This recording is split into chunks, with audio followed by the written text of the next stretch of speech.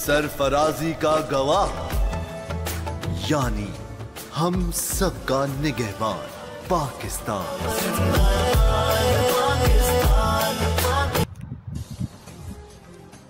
मुजफ्फराबाद से हमारे नुमाइंदा ब्यूरो चीफ काजी तनवीर हुसैन की रिपोर्ट। Government boys higher secondary school Seri Dara Muzaffargarh ने सालाना इम्तिहान 2025 में शानदार कारकर्दगी का मुजाहरा किया।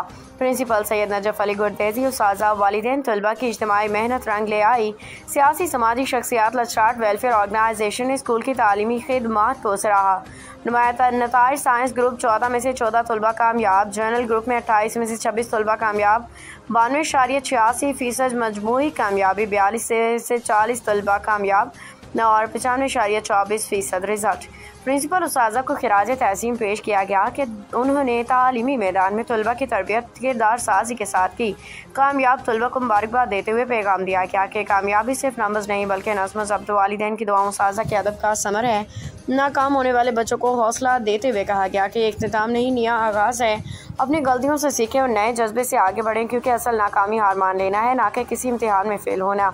दुआ की गई कि अल्लाह ताला इदारे, उस्ताज़ा, वालिदैन और तलबा सबको मज़ीद कामयाबियाँ अता फ़रमाए। आमीन।